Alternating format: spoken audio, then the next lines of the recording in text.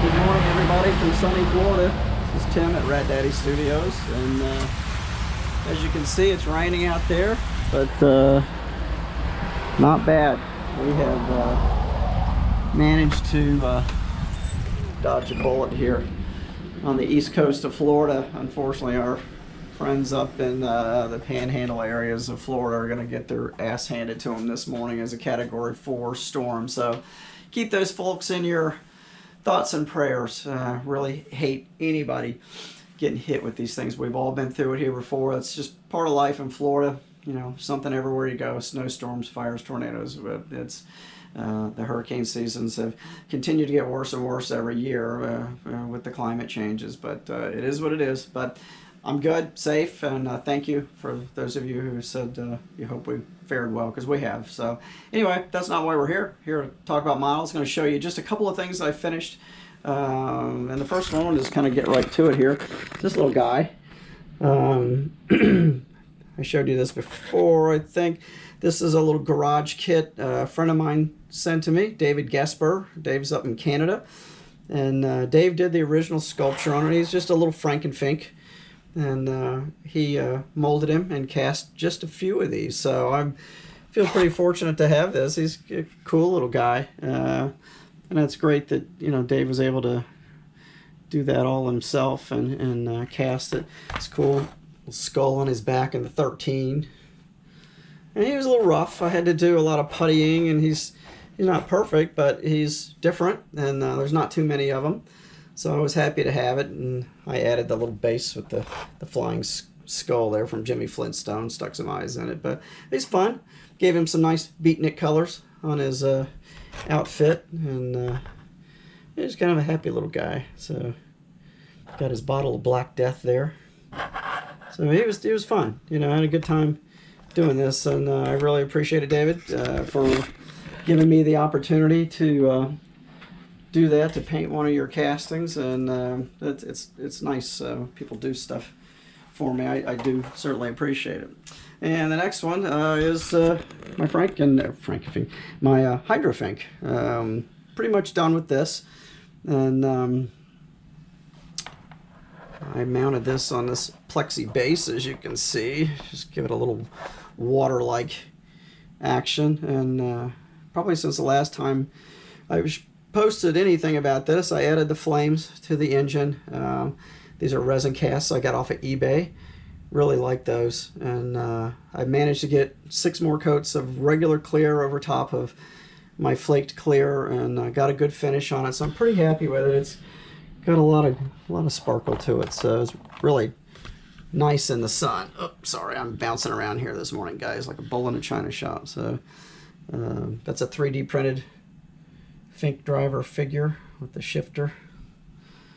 And this was the Miss Budweiser Hydro, and had to modify a little bit here and there, but I got it all together, so I'm pretty happy with this. This was just a fun build. I don't know why this popped into my head, but I just got this idea that I wanted to do a Rat Fink in a racing boat, so there he is.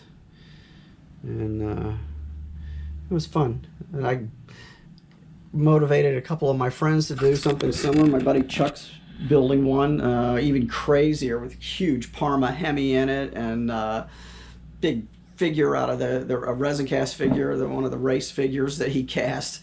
And it's even wilder than this. And got my buddy Joey. I actually bought him a kit. He was having a hard time finding one, and one popped up on eBay, and I managed to grab it. So he's building one too, and his is a little smaller scale down. He's got it more in scale with what it actually is. It's actually 1/25th scale, so he's got it more in scale with that. And he's got another 3D printed Rat Fink figure, a completely different one that he found on eBay, much smaller scale, that he's mounted in there. So he's got his all in primer and smoothed up and ready to lay some base coats on, and he's going to paint it at my house. We're just waiting for the weather as usual. So but anyway, that's what's done for now. So we got HydroFink and Frankenfink, and you guys are probably just about finked out with me. I never get tired of this stuff, but I'm sure everybody gets tired of looking at it. But I don't know. I get motivated with these things, and these ideas pop into my head, and it's time to go at it. So anyway, I've got, I just talked to my buddy Andy Cope in the UK, so I've got a couple more sculpts coming from him probably sometime in the next month or so. I'm kind of figuring out what I want, and got to get the cost on getting it shipped here from the UK, and it's slow. That stuff takes sometimes 2-3 weeks to get here, but got some upcoming planned projects. I have finally just about finished all the stuff I started during COVID. I started, God, probably 30 projects, during COVID. It was just crazy. I just, just started putting stuff together. So that has dwindled down. I think I'm down to 3 or 4 Ratfink, a couple Mr. Gassers, the Revell kits. I do have, let's see, I brought this in. I'll show this to you guys. And this is actually one of Andy Cope's resin casts. Get this out of here. This is a critter from the movie Critters. I've got him in black base coat right now.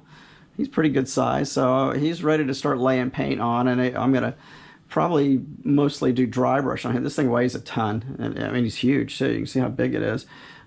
Really cool piece. I mean, Andy's such a good sculptor, so got that going too, so that's going to be a fun one.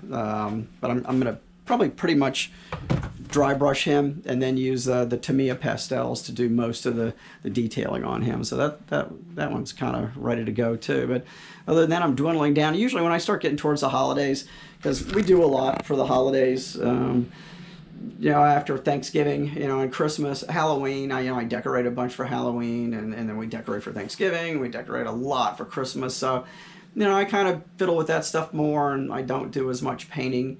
Usually I'll try to get projects lined up in primer so I can, just get some good paint on things, and I'll build up a bunch of painted items and then kind of roll it over into the first of the year before I start doing assembly work when the weather gets much chillier here and I'm not able to shoot urethanes in the spring months. January, February, it's too cold to get the stuff to cure properly. So I'll usually in the fall, I'll just try to get a bunch of stuff together. So not sure what all I'm going to do. I've got a couple of other kits. I want to finish the AMX Pro Stock or Pro Street kit that I'm working on, but I'm going to redo the wheel wells. I'm not happy with the tubs on the back of it, the cardboard tubs. I just don't like it. So I've got to figure out, I need to find somebody that can 3D print one for me in 1/20th scale. Everybody's 3D printing just doesn't want to seem to be bothered with it. So everything's 1/24th, which I get, it's an odd scale, but from what I understand, it's not that big of a deal to adjust the printing so that they could print one, and I'm willing to pay for it. If any of you guys do printing and could print me a 1/20th scale wheel tub and rear end. But anyway, so I want to get that done, and I've got a few other things lined up, but I'll keep you posted. Thanks for tuning in again, and thanks again for thinking about us. We're fine as far as the hurricane goes, and I'll probably have something up within the next week or so and show you what I'm starting. I will go ahead and probably finish the Ghost of the Red Baron. I'll get that, all the paintwork done on that and get him together, and I'll show you that when it's finished and I get something else put together, and I'll talk to you soon. Thanks again. You guys have a good day. Keep building, and I will see you soon.